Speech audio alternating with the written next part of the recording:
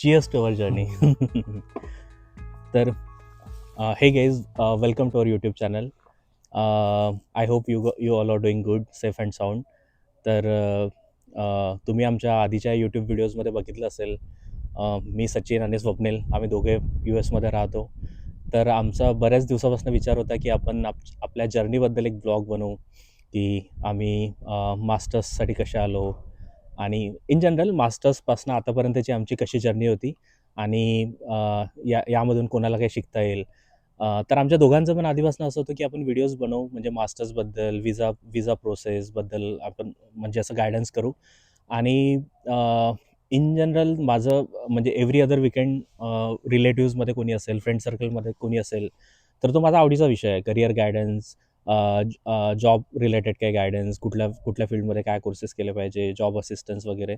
तर ते मी every other weekend करतच असतो. तर तेव्हाच मला आयडिया आली की आपण एक यूट्यूब चॅनल करून हे वायडर ऑडियन्ससोबत आपण शेअर करू शकतो. तर त्याच एफर्टमधला हा एक व्लॉग आहे. तर चलो आम्ही आता स्टार्ट करतोय.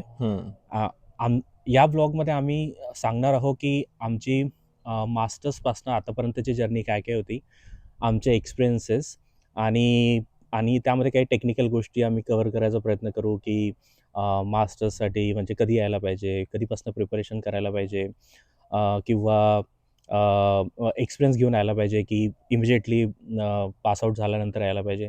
तर लेट्स. बेसिकली ओव्हरऑल रॉ आणि अनफिल्टर्ड जे थॉट्स आहे हां, ते आपण म्हणजे एकदम जेन्युइन आणि आम्ही एकदम ऑनेस्ट ओपिनियन आमचे शेअर करणार आहोत दोघे जण. आणि कॅज्युअल, स्ट्रगल, हां मोटिवेशन. हां कॅज्युअल डिस्कशन की मोटिवेशन काय होतं. तर ओके, तर आता let's get started. What's with black colour? Black तर माझा फेवरेट आहे नेहमीच. हां मला श्वेता पण नेहमी म्हणत आहे की तुझ्याकडे सगळे ब्लॅकच कपडे आहे किंवा सिंगल टोन असे कपडे आहे, तू हां कलरफुल का घेत नाही. पण ब्लॅक कधी पण घातलं तरी चांगलंच दिसते आणि मग राईट. हां, नेहमी ब्लॅकच. ब्लॅक ऑलवेज एकदम सेफ ऑप्शन आहे.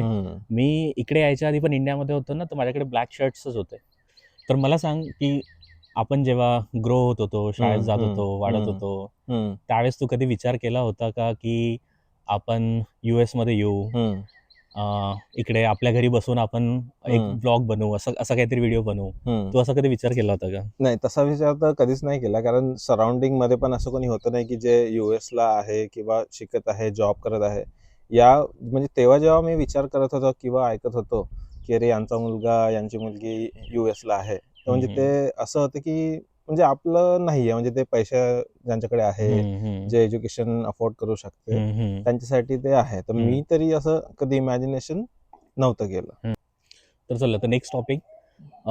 आता आपण बोलू की आपल्या एक्सपिरियन्सबद्दल सांगू. आपण कधी किती वर्ष झाले US ला येऊन. तर मी आधी माझ्याबद्दल सांगतो आणि मग तू तुझ्याबद्दल सांग, ठीक आहे? तर मी US मध्ये आलो 2015 स्प्रिंगला. त्याच्या आधी मी जॉब करत होतो सिस्कोमध्ये, पुणे हिंजेवाडी. आणि मग मी 2015 स्प्रिंगला आलो. 15-16 मी मास्टर्स पूर्ण केलं आणि मग त्याच्यानंतर आता जॉब करतोय. मी सध्या गुगलमध्ये जॉब करतोय आणि मी ऑस्टिन या सिटीमध्ये राहतोय सध्या. तर मला ऑलमोस्ट आता 10 वर्ष झाली US ला येऊन. तर आता बालू सांगेल. तर माझं मोटिवेशन म्हणजे माझं एज्युकेशनमध्ये आधीच ॲव्हरेज स्टुडंट होतो मी. आणि माझं एवढं असं काही नव्हतं की मला हे करायचं आहे, ते असं काही मोटिवेशन नव्हतं. माझं आता पॉलीमध्ये ॲडमिशन केली आहे म्हणून मग डिप्लोमा कम्प्लीट झाला. मग डिप्लोमा कम्प्लीट झाला तर मग आता आई म्हणे मग आता ग्रॅज्युएशन कर. तर मग BE मध्ये ॲडमिशन केली, मग ग्रॅज्युएशन कम्प्लीट केलं. ग्रॅज्युएशन कम्प्लीट केल्यानंतर मग म्हटलं आता ठीक आहे, झालं आपलं शिक्षण. तसं पण शिक्षणात एवढं इंटरेस्ट नव्हता मला. तर मग महिंद्रामध्ये जॉब लागला. तर मग महिंद्रामध्ये जॉब चालू केला. तिथे 2-3 वर्ष होतो आणि तेवढ्यात मग तुझी पण इकडे याची प्रिपरेशन चालू होती. तर तेव्हा मी तुझं बोलणं, तुझ्या गोष्टी ते ऐकत होतो.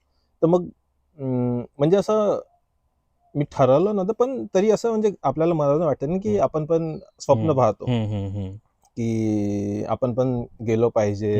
असे मी विचार करत होतो कधी कधी, आणि मित्रांना असं म्हणत होतो की यार मे बी जर्मनी जाईल किंवा US जाईल. पण ते झालं. मग जॉब चालू होता. मग तू US ला आला. तू US ला आला तर एक ते वेगळी अशी फिलिंग, अजून जे आपलं मेंटल बॅरियर राहते ना मिडल क्लास फॅमिलीमध्ये, की नाही या गोष्टी म्हणजे खूप मोठ्या आहे, आपण करू शकत नाही. पण आता फॅमिलीमधून कोणीतरी गेलाय आणि आपला सक्का भाऊ गेला आहे, तर मग तेव्हा ते मेंटल बॅरियर निघून जाते की नाही हे आपण पण करू शकतो. ते होतं. आणि मग आई म्हणत होती आता तू पण कर, तू पण जा, तुझ्याकडे वेळ आहे, सचिन दादा गेला, सचिन दादा तुला मदत करायसाठी आहे. त्या सगळ्या गोष्टी होत्या. आणि मग तुझ्यासोबत मी बोलत होतो तर तू पण म्हणजे सांगत होता की कर, चांगला आहे, नवीन काहीतरी एक्सपिरियन्स करायला मिळतं. पण एक सेंटेन्स जे आहे ते माझ्या मनात म्हणजे अजून पण आहे, जे मी नेहमी स्वतःला पण सांगतो की तू एकदा म्हटलं होतं की म्हणजे एवढं मोठं जग आहे हा, आणि आपण जर इथल्या इथेच आहोत, जग नाही बघितलं, तर मग आपण का केलं आयुष्यात, आपलं एवढं मोठं आयुष्य आहे, तर बाहेर जा, एक्सप्लोअर कर, तुला ट्रॅव्हलिंग आवडते, तू ट्रॅव्हलिंग कर. तर ते मग माझं मोटिवेशन झालं की नाही बरोबर आहे, आपण पण ठीक आहे शिक्षण तर करू, पण सोबत जे आपल्याला आवडते ट्रॅव्हलिंग किंवा एक्सप्लोअर करणं ते पण करू. तर तेव्हा मग मी ते थोडं सिरियसली घेतलं आणि मग GRE ची प्रिपरेशन केली, टॉफेलची प्रिपरेशन केली. फर्स्ट टाइम तर सक्सेस नाही झालं. युनिव्हर्सिटीज टाकल्या होत्या पण कुठली युनिव्हर्सिटी भेटली नाही. नंतर मग सेकंड टाइम परत म्हटलं ठीक आहे एकदा आपण परत अटेम्प्ट करू. तेवढ्यात मी इंडियामध्ये पण काही 1-2 इंटरव्ह्यूज दिले, पण ते पण झाले नाही सक्सेस दुसऱ्या कंपनीजमध्ये. आणि माझं पण मग असं होऊन गेलं होतं 3 वर्ष झालं तर जॉब करून मला पण काहीतरी असं नवीन आता केलं पाहिजे. तर मग आणि तेवढ्यात मग कसं झालं, एक दिवस मी ऑफिसला जात होतो. तर ऑफिसला जाताना माझा ऍक्सिडेंट झाला.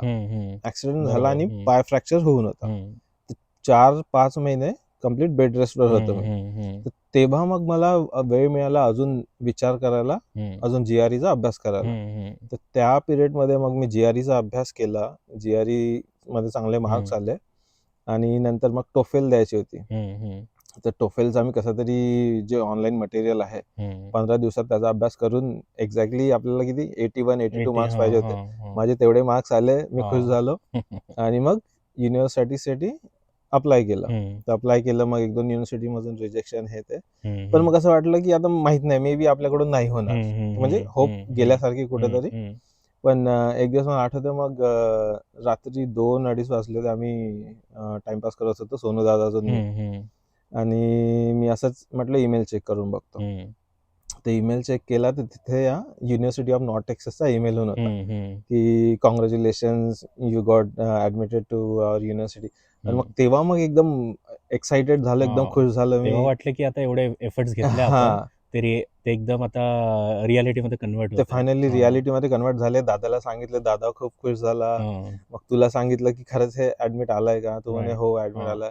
मग त्याच्यानंतर मग पुढचे स्वप्न, पुढची प्रिपरेशन, पुढची स्ट्रगल ते सगळे चालू झाले. तर तेच आता म्हणजे तू काही गोष्टी सांगितल्या, तर त्याच्यामधले म्हणजे आपल्यापेक्षा आपल्या आईची इच्छा होती की आपण इकडे आलो पाहिजे. तर आईची ते इच्छा होती. ते एकदम एकदम बिगेस्ट आणि एकदम स्ट्रॉंगेस्ट मोटिवेशन होतं ते, की प्रत्येक डिस्कशनमध्ये आईने ते आणलंच पाहिजे की तुमचं कुठपर्यंत आला अभ्यास, काय पुढे काय प्लॅनिंग आहे. तर ते तर नेहमीच होतं. ते बॅक ऑफ द माइंड तर ते नेहमीच होतं. आणखी त्याच्यानंतर एक गोष्ट सांगायला विसरलो मी, की मी युनिव्हर्सिटी ऑफ ओक्लाहोमामधनं कॉम्प्युटर सिस्टीम अँड नेटवर्किंगमध्ये मास्टर्स केलंय. आणि युनिव्हर्सिटी ऑफ नॉर्थ टेक्सास मधून university of north mechanical and Texas energy mechanical engineering. And एनर्जीमध्ये मास्टर्स केलं. आणि मी आता सॉफ्टवेअर फील्डमध्ये आहे आणि तो मेकॅनिकल ऑटोमोटिव्ह सेक्टर. ऑटोमोटिव्ह सेक्टरमध्ये आहे. आणखी एक तू इम्पॉर्टंट पॉईंट सांगितला, ते पण माझं मोटिवेशन होतं. म्हणजे ज्यावेळेस इकडे यायचं, आता म्हणजे एवढा वेल पेईंग जॉब आहे, चांगला जॉब आहे आणि जो मला पाहिजे होता. माझा आधीपासून नेटवर्किंग मध्ये होता आणि सिस्को म्हणजे नेटवर्किंग लाईक अ ड्रीम. तेव्हा मला माहित आहे ना, घरी पण डिस्कशन चालू होतं. बाबूजी पण म्हणत होते कशाला तरी हा जात आहे, याचा एवढा चांगला जॉब आहे. त्यावेळेस म्हणजे 2014 मध्ये 80K पर मंथ असं काहीतरी पॅकेज होतं. आणि मग त्यांना पण, कारण त्यांना पण वाटलं ना की अरे एवढा जॉब आहे, एवढा जॉब सोडून कोण एज्युकेशन करायला जातं असं. नाही, पण तरी आईचं म्हणणं होतं की नाही, म्हणजे आई बाबूजी दोघांचंही म्हणणं होतं की जा. पण त्यांनीच हिंमत दिली. पण त्यामध्ये एक कसं की खूप डिस्कशन झालं. आई बाबूजी आणि माझं, आम्ही खूप डिस्कशन केलं त्यावेळेस की काय करायला पाहिजे. पण मी कारण ते एक त्यावेळेस रिस्कच होती ना पण आपल्यासाठी. मग डिस्कशन सुरूच होतं. म्हणजे कमीत कमी 15-20 दिवस, 10 दिवस डिस्कशन सुरू होतं. पण डिसिजन फॅक्टर म्हणजे एक ती गोष्ट होती की त्याने डिसिजन घेण्यासाठी हेल्प केली. मी एकच म्हटलं की मी आता जाऊ शकतो, मी परत कधी येऊ शकतो, पण मला जायचं असेल तर मला आताच जावं लागेल. जर मी म्हणेल की मी 10 वर्षानंतर जर मी मास्टर्स करायला जातो, तर मग ते शक्य नव्हतं. तर त्याने एक हे दिलं, म्हणजे थॉट्समध्ये क्लॅरिटी आली की नाही, तू तू जाऊ शकतो आणि परत तर कधी येऊ शकतो, तुला कोणी थांबवलं नाहीये. आणि आणि माझं मेन मोटिवेशन होतं, मला माहित होतं की मास्टर्स करा, जॉब करा, ते बाकी सगळं कॉम्पन्सेशन, सॅलरी, करिअर सगळं होईल, पण पण एक्सप्लोर करायला कसं मिळेल. हां, हां. म्हणजे माझं हेच होतं की आता एक्सप्लोर करायसाठी वेळ आहे. आता आपण जेवढं शक्य आहे तेवढं एक्सप्लोर केलं करू पाहिजे. शकतो. आणि हां, आताच वेळ आहे हां, की हां. रिस्क घेऊ शकतो. रिस्क घेऊ थोडे शकतो, वर्ष एक्सप्लोर गेले की करू ती शकतो. रिस्क नाही घेऊ शकत. आणि बहुतेक मी तेच मग नकळत मी तुला सांगितलं की जे असं. जे माझं मोटिवेशन होतं, की जेव्हा हां. माझं थॉट प्रोसेस होतं, तेच मी तुला नंतर सांगितलं. हां. आणि तेच एक माझ्यासोबत जास्त रेझोनेट झालं, हं. की बरोबर आहे. म्हणजे आपण एवढं मोठं जग आहे. हां. थोडं बाहेर निघालं पाहिजे. हां, बाकी हां. गोष्टी, एवढ्या कंट्री आहे, एवढ्या बरोबर. लँग्वेजेस, ते एक होतं हां. असं. आणि मे बी मला माहित होतं की तुला काय पाहिजे हं. आणि तू इकडे आला पाहिजे, म्हणून मी तुला जे पाहिजे होतं ते ते सांगितलं. सांगितलं. हां, की हां. म्हणजे तुला मोटिवेट, ते म्हणतो ना की हं. कोणाला मोटिवेट करायचं असेल तर त्याला पहिले जे काय आवडते पाहिजे, हां, त्याला मोटिवेट कसं करू शकतो ते आपण. सांगा. हां, आणि त्या गोष्टीमध्ये मी एक्सपर्ट आहे. म्हणूनच मी आधी म्हटलं की माझी एकदम आवडती हॉबी आहे. मला असा टाइम स्पेंड करायला आवडतो, करिअर गायडन्स, आणि माझं एव्हरी अदर वीकेंड माझं हे सुरूच असतं. ओके, चलो. तो आता आपण नेक्स्ट याच्यावर जाऊ, ठीक आहे. एक स्टेप बॅक घेऊ आपण, की मग तू जॉब करत होता, हां. तर तू मग म्हणजे आपण या टॉपिकवर बोलू की आपण दोघे जण जॉब करत जॉब होतो करत होता. इकडे यायच्या आधी, बरोबर. हं. तर जॉबमध्येच वेळ मिळत नाहीये, हं, राईट. हं. आणि मास्टर्ससाठी यायसाठी प्रोसेस कमीत कमी, जी प्रोसेस असते, वर्ष जी तरी हां, पाहिजेच. वर्ष तरी लागतो, किंवा GRE एक्झाम बुक करा, हं, हं. प्रिपरेशन करा, मॉक टेस्ट द्या. हां. तर तर मी सांगतो की मी कसं प्लॅन केलं, आणि मग तू पण तुझा एक्सपिरियन्स सांग, ठीक आहे. हं. तर माझं पण असंच, की जसं मी सांगितलं की जायचं की नाही जायचं, जायचं की नाही जायचं, आणि जेव्हा सडनली हे झालं की नाही जायचं, तर तर त्यावेळेस कसं झालं होतं ना, की मला फॉल सेमिस्टरला यायचं होतं. मी 2015 स्प्रिंगला आलो, पण मला 2014 फॉलला यायचं होतं. पण मी ऑलरेडी माझं डिसिजन घेण्यात मी लेट झालो होतो. पण तरी मी ट्राय केलं. म्हणजे मी मी पूर्ण प्रोसेस पण समजून घेतली नाही, पण मी ट्राय केलं. मी मी पटापट GRE दिली, पटापट TOEFL दिली आणि अप्लाय केलं. पण मला त्यावर्षी कुठलेच ॲडमिट आले नाही. कारण की मी वेल प्रिपेअर्ड नव्हतो, आणि मला इव्हन माझी SOP पण अप टू द मार्क नव्हती. पण मग नंतर मला लक्षात आलं की नाही, जर चांगल्या युनिव्हर्सिटीमधनं जे जे तुला पाहिजे, म्हणजे मी मी त्यावेळेस 4G मध्ये काम करत होतो, आणि मला इकडे 5G मध्ये रिसर्च करायसाठी यायचं होतं. तर युनिव्हर्सिटी ऑफ ओक्लाहोमा ही एक युनिव्हर्सिटी होती, तिकडे 5G मध्ये भरपूर रिसर्च होतं. तर माझी थॉट प्रोसेस अशी होती की मी जाईल तिकडे, 5G मध्ये रिसर्च करेल, एक्सपिरियन्स घेईल, आणि मग इंडियामध्ये जेव्हा 5Gचा बूम येईल त्यावेळेस मी इंडियामध्ये परत येऊन इंडियामध्ये जॉब करेल. तर मग मला लक्षात आलं की नाही, असं करून नाही जमणार. मग मी प्रॉपर वेळ घेतला. मला पण वाटतं की मी काहीतरी ऑलमोस्ट 1 मंथच्या मी सुट्ट्या घेतल्या त्यावेळेस, आणि मग सगळं फोकस करून सगळं केलं, आणि मग मला स्प्रिंगमध्ये ॲडमिट मिळालं आणि मी आलो. तर हे हे हे नेहमीच चॅलेंजिंग असते, की मल्टिपल गोष्टी करायच्या असतात, की एक GRE द्या, मग TOEFL किंवा IELTS द्या, आणि नंतर मग लेटर ऑफ रिकमेंडेशन घ्या प्रोफेसर्सकडनं, आणि मग युनिव्हर्सिटीकडनं ट्रान्सक्रिप्ट घ्या. तर आय थिंक माझं सजेशन आहे की यू डिसाईड फर्स्ट की कुठल्या सेमिस्टरला यायचं आहे, आणि त्याच्या ऑलमोस्ट 1-1.5 वर्षापासून प्लॅनिंग सुरू प्रिपरेशन करा. तुम्ही चालू करा. हां. आणि ज्या बाकीच्या गोष्टी आहे, की म्हणजे university transcript, letter of recommendation, या आधीच करून ठेवा. म्हणजे असं स्टेप बाय स्टेप नका जाऊ. पॅरलली या गोष्टी आधीच घेऊन ठेवा, आणि तुमच्या आणि आता एक्झाम्स आणि हे तर द्या. सगळं खूप इझी झालं. आता हं. ChatGPTवर तुम्ही सरळ टाकलं हं. लिस्ट ऑफ डॉक्युमेंट्स, तुम्हाला हं. सरळ लिस्ट मिळून हं, जाते हं. कुठले डॉक्युमेंट्स पाहिजे. बरोबर. त्यावेळेस तरी तुम्हाला याच्या विचारून किंवा Google हे ते करून हे करायला लागत होतं. बरोबर. हां. हां, पण नाही, ते प्रत्येक युनिव्हर्सिटीची प्रोसेस वेगळी, की काही युनिव्हर्सिटीला पाहिजे की ते डायरेक्ट तुमच्या युनिव्हर्सिटीकडनं आले हां, पाहिजे. तुम्ही ट्रान्सक्रिप्ट पण हां, WES हां, कडनं हां, राइट. इव्हॅल्युएट झालेलं काही पाहिजे. काही युनिव्हर्सिटीजला पाहिजे की तुमची ट्रान्सक्रिप्ट सील्ड एन्व्हलपमध्ये सील्ड एन्व्हलपमध्ये पाहिजे, डायरेक्टली आणि ती पण युनिव्हर्सिटीकडून. WS इव्हॅल्युएशन पाहिजे. हं, हं, तर हं. तर इन जनरल गाईडन्स असा आहे की तुम्ही अ, म्हणजे 1-1.5 वर्ष आधी ॲडव्हान्समध्ये तुम्ही प्लॅनिंग करा. हां. हां, आणि ॲक्चुअल कामाला सुरुवात करा. तू जर काही लिंक किंवा काही मटेरियल असेल, हां. तर तसं हां, मी डिस्क्रिप्शनमध्ये तसं डिस्क्रिप्शनमध्ये ॲड शेअर करेल. करशील. हं, हं. तर आता आता तू मला मग सांगितलं, मी एक विचारायचं होतं, की ठीक आहे, हम्म, तुला माहित आहे की एक मोटिवेशन होतं, हम्म, हम्म, ते आपण स्वप्न बघितलं, हम्म, त्याच्यासाठी मेहनत केली, हम्म, बरोबर. हा, म्हणजे जॉब करून मला मला पण आठवतं ना, मी एक गोष्ट परत सांगायचं विसरलो, हा, की ज्यावेळेस तू प्रिपरेशन करत होता, हा, मी ऑलरेडी इकडे येऊन आलो तू होतो होता आणि इकडे, मला हा, ऑलरेडी जॉब लागला. हा, मी जॉब करत होतो करत इकडे, होता, ठीक आहे. आणि मी ऑफिसमधनं निघताना मे बी ते 6 वाजले असेल आणि हम्म, त्यावेळेस मला तुझा कॉल आला, हम्म, की हम्म, दादा हे काय असते, म्हणजे काहीतरी विचारायसाठी फोन आला. हम्म, मी त्यावेळेस फोन आला म्हणजे हम्म, तुझा कॉल आय थिंक मी 6 वाजता ऑफिसमधनं निघत होतो, त्यावेळेस हम्म, तुझा कॉल आला आणि हम्म. म्हटलं बालूचा आत्ता कॉल आला. म्हणजे आपल्याकडे इंडियामध्ये हां, मॉर्निंगचे 5 काहीतरी इंडियामध्ये मे वाजले बी असेल. सकाळचे 5 वाजले असेल हम्म, हम्म, हम्म, आणि तो त्याला 9 वाजता ऑफिसमध्ये जायचं आहे. हम्म, हम्म, म्हणजे तू रात्री ऑफिसमधनं आला, थोडा रात्रभर, रेस्ट करून 2 हम्म, तास रेस्ट करून, जेवण करून तू हम्म, म्हणजे अभ्यासाला सुरुवात केली हम्म, हम्म, आणि दुसऱ्या दिवशी तुला 9 वाजता ऑफिसमध्ये जायचं आहे. हम्म, पण तरी तू 5 वाजेपर्यंत अभ्यास करत आहे. हम्म, आणि हम्म. त्यावेळेस तुझं मे बी ॲडमिट वगैरे काही आलं नव्हतं. पण नाही. त्यावेळेसच माझ्या लक्षात आलं, हम्म, की डन, आता हम्म, बालू पुढच्या वर्षी यूएसमध्ये येणार आहे. हम्म, हम्म, हां, म्हणजे मी हम्म. तुला कधी सांगितलं नंतर भरपूर वेळा सांगितलं हा, मी हे. हा, हा. पण त्यावेळेसच मला कॉन्फिडन्स आला, की येस आता हम्म. म्हणजे याने आणि म्हणजे आता म्हणजे सिरियसली घेत आहे येस, असं. म्हणजे मनाची तयारी झाली आहे आणि हम्म, बाकी सगळं माहिती आहे, की बाकी सगळे फॉर्मॅलिटीज हम्म, आहे. हम्म, हम्म, असं काही टफ काहीच नाही त्यामध्ये. आणि माझ्यासाठी म्हणजे एक ऍडव्हान्टेज हे होतं की माझ्यासाठी तुला जेवढे एफर्ट घ्यायला लागले इन्फॉर्मेशन काढायसाठी, जीआरई प्रिपरेशनसाठी, टॉफेल प्रिपरेशनसाठी, ऍडमिशन प्रोसेससाठी, तर मला तेवढे एफर्ट्स नाही लागले कारण तुझ्याकडे सगळा जो प्लॅन आहे, सगळ्या प्रोसेस तुला माहित होत्या, तुम्हाला ते गाईड केलं, मटेरियल, जीआरई मटेरियल अवेलेबल होतं, टोफेल मटेरियल अवेलेबल होतं आणि तुझा जो एक्सपिरियन्स आहे की कसं प्रिपेअर केलं पाहिजे, काय केलं पाहिजे, तर त्याच्यामुळे मला खूप सोपे झालं ते सगळं प्रिपेअर बरोबर. करणं आणि प्लॅन करणं. बरोबर.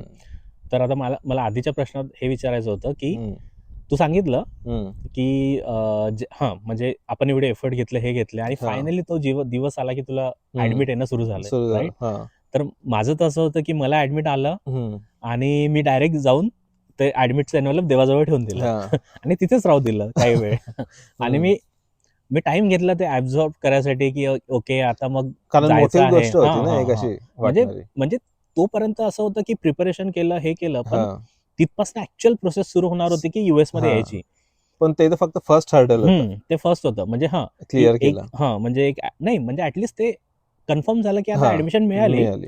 आय नो की आता व्हिसा म्हणजे लास्ट स्टेप आहे. जोपर्यंत हम्म. व्हिसा होत नाही, तो काही काहीच नाही. होणार नाही. तोपर्यंत आपण काही डिसाईड करू शकत नाही, की हा, आपण इकडे येणार आहोत की नाही येणार आहोत, राईट? हम्म, हम्म, हम्म, बट बट ती एक अशी वेळ होती, की आता ॲडमिट आली आणि आता पुढची तयारी लागायची आहे. हम्म. म्हणजे स्टेप 1 झाली हा, आणि म्हणजे स्टेप 1 झाली आणि आता स्टेप 2 अजून प्रोसेसच आहे. करायची आहे, राईट? हम्म, तर मी जाऊन देवाजवळ ठेवून दिलं हम्म, आणि मग आई-बाबूजीला सांगितलं. हा, हा, सोनूदादा होताच हा, हां, सोनूदादा होता. हा. तुम्ही पण होते ना? तुम्ही पण होते. तू, मी अमित तेव्हा पुण्यात नव्हतो होते. होत कारण हं. 2014 मध्ये तर मी ग्रॅज्युएट झालो ना बीई मधून, हं, तर मी हं. बहुतेक इकडेच होतो, हां, नागपूरला. बरोबर. त्यावेळेस तर नव्हतो. तुझं रिएक्शन कसं होतं? माझं तेच म्हणजे आधी तर मला 2-3 युनिव्हर्सिटीमधून रिजेक्शन आलं आणि त्याआधी ऑलरेडी 1 वर्ष तर गेलं होतं हं, प्रिपरेशन हं, करून, हं, रिझल्ट नव्हता आला. तर मग मी म्हणजे होपलेस म्हणजे की नाही होणार मे बी, आपल्या नशिबात नाहीये असं हं, हं, स्वतःला समजावायची तयारी मी केली होती. आणि मग असं होपलेस होऊन मी आपल्या रूममध्ये गेलो, नेहमीसारखं आपला लॅपटॉप चालू केला आणि म्हटलं ठीक आहे, मी एकदा ईमेल हं, चेक करून बघतो कुठून काही आलं का. हं, हं, तर जसा मी ईमेल ओपन केला तर ते युनिव्हर्सिटी ऑफ नॉर्थ टेक्सासचा ईमेल दिसला. म्हटलं मे बी हं, रिजेक्शन ईमेल असेल. हं, हं, पण मी ते ओपन केलं तर मग त्याच्यामध्ये congratulations, you have got enrolled for this programme at hmm, hmm, university of north Texas. तर मी 2-3दा तो ईमेल वाचला आणि खूप असा खुश झालो. तर हं, दादा हॉलमध्ये होता, दादाला आवाज गेला, दादा म्हणे बालू तुला ऍडमिशन मिळाली का? हं. तर मी म्हटलं हो. मग आम्ही दोघे खूप खुश झालो. हां, मग तुला हां, कन्फर्म करायसाठी हे केलं की मिळाली का ऍडमिशन? तो म्हणे हो. आता तू तुझं अकाउंट क्रिएट कर युनिव्हर्सिटीच्या हां. पोर्टलवर आणि पुढची I-20 प्रोसेस कर. रिक्वेस्ट कर. हां. ते झालं आणि मग मी रात्रभर हं, युनिव्हर्सिटीचं हं. वेबसाईट ओपन राइट, करून राइट. त्याचे फोटोज, हं, कुठले काय प्रोग्राम आहे, जागा कशी आहे, हं, टेक्सास कसं आहे, वेगळे हं. फोटोज बघत हां, बसलो म्हणजे मी तेच सगळं. हां, हां, रेस्टॉरंट हां. म्हणजे हे, ते आता असं झालं, की आपण जे ड्रीम बघितलं होतं, हा, ते एकदम म्हणजे रिअल होत हा, आहे. त्या हां, सगळ्या हां, गोष्टी हां. बघत बसलो. हं, आणि म्हणजे रात्रभर मी खुश, हं, रात्रभर खुश, दिवसभर खुश. हं. तर ते आणि एकदम मग एकदम वेगळंच. खुशी-खुशी ऑफिसमध्ये गेला असेल नेक्स्ट डे. हा, नेक्स्ट डे. आता काय हा, हार्डली 1 वर्ष नाही काही 2-3 दिवस. महिन्यात जॉब करायचा आहे. हा, तर हां. ते एकदम वेगळाच एक्सपिरियन्स होता. हम्म. आणि ते खरंच आहे, म्हणजे तुम्ही जर मेहनत करून एवढं हार्डवर्क करून जर काही अचीव्ह करत आहे तर त्याची म्हणजे वेगळीच वेगळीच मजा मजा राहते. असते. असं. राईट. पण आता पण असा, आता बोलताना पण लिटरली असा तो दिवस असा डोळ्यासमोर नाही का, की आताच रिसेंटली असं झालं असेल ते एकदम आठवणी अशा येऊन जातात. बरोबर. तर तर तेच ऍडमिट मिळालं, सेलिब्रेट केलं, म्हणजे केक ते मोमेंट घेतला की सगळं ऍब्झॉर्ब करायसाठी की यार एवढे मेहनत केली, आता ऍडमिट आलं, आता नेक्स्ट स्टेप विजा. विजाची स्टेप. तर बालूचे तर विजाचे भरपूर किस्से आहेत. तर मी इन शॉर्ट माझं सांगतो, कारण की माझं स्मूथ होतं. म्हणजे ऍडमिट मिळालं, नंतर विजा अपॉइंटमेंट त्यावेळेस एवढं काही हे नव्हतं. विजा अपॉइंटमेंट इझिली मिळून जात होती. Within a month, within 2 months easily available असायची विजा अपॉइंटमेंट. आता जसं आहे तसं नव्हतं त्यावेळेस. आणि माझा विजा एक्सपिरियन्स म्हणजे ऑब्व्हियसली सगळं नवीन नवीन होतं, काहीच माहीत नव्हतं. ते डॉक्युमेंटेशन करा, DS-160 भरा. तर मी पण माझ्या फ्रेंड्सला इकडे येऊन म्हणजे पण मी टेक्निकॅलिटी समजून घेत होतो की तेव्हापासून की DS-160 का बरं, आणि म्हणजे म्हणजे तू कसा त्याच्या फील केला डिटेलमध्ये पाहिजे, जात डिटेलमध्ये जात होतो. आणि मग ऍक्च्युअल फर्स्ट डे डॉक्युमेंटेशन तर नॉर्मलच असतं, व्हेरिफिकेशन वगैरे. बायोमेट्रिक वगैरे. आणि सेकंड डे मला आठवतंय की मला काय प्रश्न विचारले की कुठल्या युनिव्हर्सिटी आणि कुठला प्रोग्राम करायसाठी जात आहे. आणि मला नेक्स्ट क्वेश्चन मध्ये आपण कव्हर करणार आहे, त्यांनी मला फंडिंग बद्दल विचारलं होतं की तुम्ही फंड कसे असणार आहे तुमच्या युनिव्हर्सिटीसाठी, तुमच्याकडे किती फंड्स आहे आणि कसे तुम्ही मॅनेज करणार आहे. आणि मला वाटतं की लास्ट प्रश्न त्यांनी विचारला की तुमचे बाबा काय करतात, फादर काय करतात, तो एक प्रश्न विचारला होता. आणि ज्यावेळेस मी त्यांना सांगितलं की बाबा फॉरेस्ट डिपार्टमेंटमध्ये रेंजर आहे, ते म्हणजे ते खुश झाले की म्हणजे गव्हर्नमेंट एम्प्लॉय आहे. आणि तर म्हणजे आय डोंट नो त्यांना कुठून असा एक थोडा ट्रस्ट वाटत असेल. तर ते हे झाले आणि बस मग विजा मिळाला.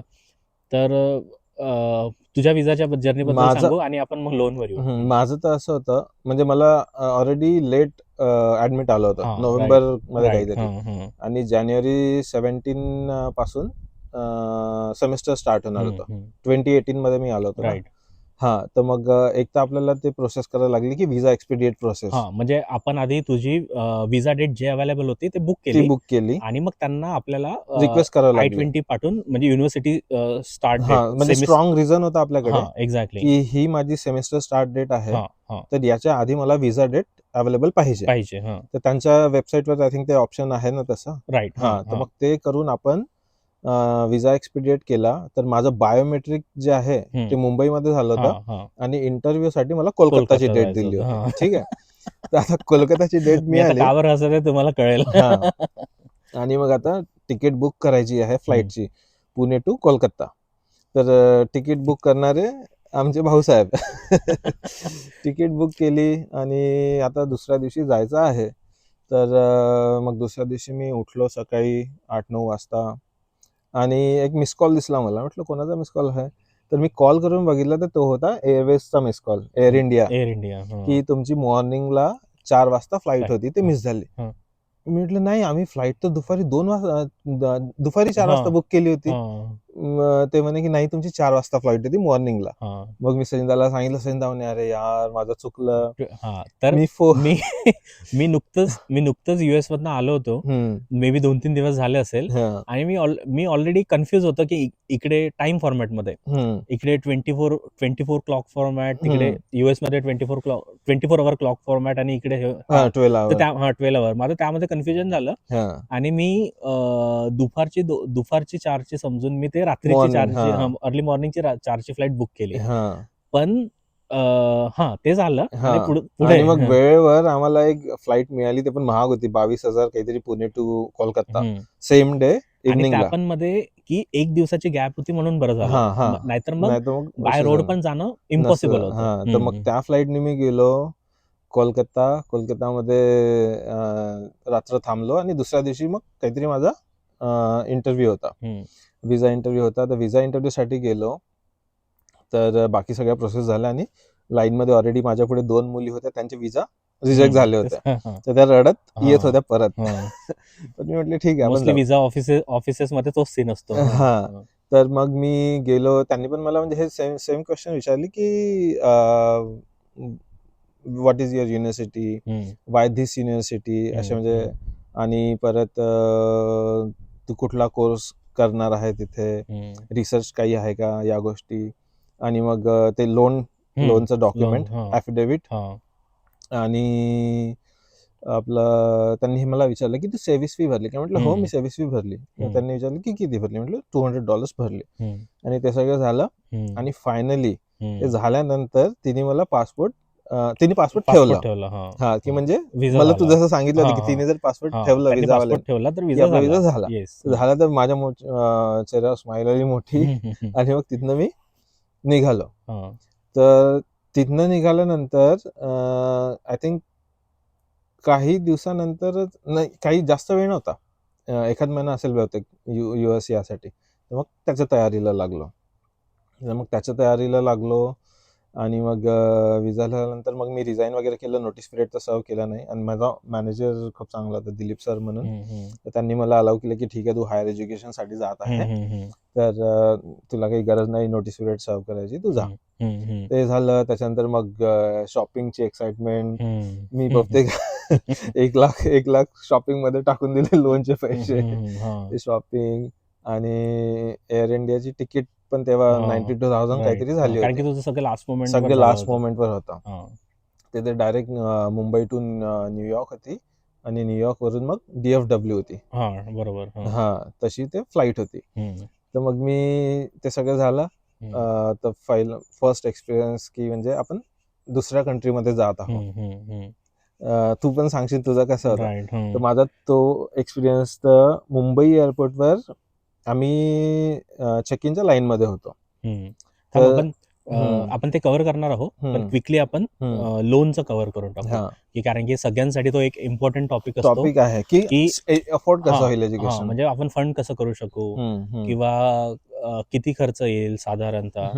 तर मला वाटतं आपण ज्यावेळेस आलो तेव्हापासून आता भरपूर चेंज झाला असेल. तर म्हणजे ऑब्व्हियसली प्रत्येकाला त्यांचा I-20चा अमाऊंट काय आहे ते बघून डिसाईड करावं लागेल.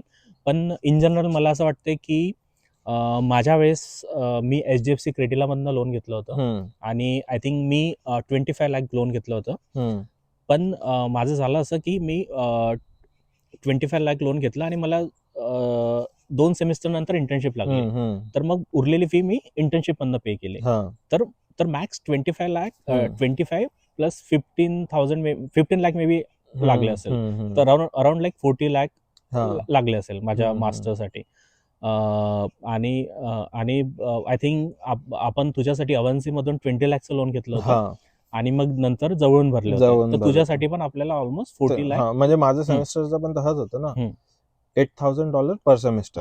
आणि बाकी तुमचा मग राहण्याचा, राईट, तो खर्च. करेक्ट. असा. तर इन जनरल रफ आयडिया मी अशी देऊ शकतो की मास्टर्समध्ये युजली मास्टर्स डिग्री अर्न करायसाठी अराउंड 30 to 32 क्रेडिट्स लागतात. आणि इच क्रेडिट आपण पकडू शकतो की may be $800 to $1,000. $800 to $1,000 $800 to $1,000 म्हणजे मास्टर्सचे तुमचे फक्त 32,000. आणि मे बी अनादर त्याचे 50% मे बी 15,000. युनिव्हर्सिटीवर डिपेंड करते. कारण तुला आठवतं मी NJIT, न्यू जर्सी युनिव्हर्सिटी, त्याची पर इयर आय थिंक 40,000 काहीतरी त्याची फी जास्त होती. म्हणजे तेच काही डिपेंड करतं. म्हणजे काही एक्सेप्शन्स असेल. पण 800 to 1,000 आपण अजून पण सेफली अजून करू शकतो. आणि मे बी त्याचे 50% तुमचे अकोमोडेशन आणि लिव्हिंग एक्सपेन्सेस, असं तुम्ही रफ आयडिया तुम्ही कॅल्क्युलेट करू शकता. जसं शेअरिंग मध्ये राहिलो, ठीक आहे. आता आमच्या वेळेस कसं होतं, त्या अपार्टमेंटचा रेंट होता $1,200 काहीतरी. आणि आम्ही 3 जण राहत होतो. तर पर हेड $400 रेंट, प्लस तुमची ग्रोसरीज, गॅस, इलेक्ट्रिसिटी, तसे. राईट. बरोबर. पण ती एक जनरल आयडिया आहे. तर आपण लोनची आयडिया दिली. आता डॉलर आणि याचे रुपीज रेट चेंज झाले असेल, डॉलर एक्सचेंज रेट, तर किती जास्त झालं असेल. पण इन जनरल डॉलर्समध्ये येस, मी जे सांगितलं ते रफ एस्टिमेशन अजूनपर्यंत म्हणजे ते आहे अप्लिकेबल अजून पण. आता फन टॉपिक, US एक्सपिरियन्स. तर आता नेक्स्ट बोलणार आहोत की आपण एक बॅक ऑफ द माइंड कुठेच नव्हतं. म्हणजे म्हणजे आपण कधी विचार पण नव्हता केला. हम्म, पण मग ते विचार किंवा जे थॉट्स म्हणजे आपल्या मनात आले, हम्म, ते कुठून तरी रुजवायला सुरू झाले. जसं हम्म, मला माझ्या फ्रेंड्सकडनं, हा, तुला माझ्याकडनं. हम्म, हम्म, मग आपण ते रियालिटीमध्ये कन्व्हर्ट करायसाठी मग हम्म, जॉब करून स्वतः JRE आणि TOEFL आणि ते सगळे एक्सपेन्सेस हा, मॅनेज करून प्रत्येक युनिव्हर्सिटीची अप्लिकेशन फी असते. मला माहिती आहे हम्म, $80 तर मिनिमम असते. हा, $80 to $100 ते सर्व मॅनेज करून हम्म, सकाळी ऑफिस करून या, हम्म, रात्रभर प्रिपरेशन्स करा. हा, आणि ही खूप टेडियस प्रोसेस असते, राईट? हम्म, प्रत्येक युनिव्हर्सिटीला अप्लाय करा, फॉर्म भरा. हा, इझी नाहीये, हां, इझी नाही आहे. फ्रस्ट्रेटिंग म्हणजे आहे. फ्रस्ट्रेटिंग आहे. हम्म, आणि असं नाही की म्हणजे तुम्ही JRE, TOEFL आणि मग अप्लिकेशन्स आणि हम्म, बाकी सगळे डॉक्युमेंट्स जमा करा.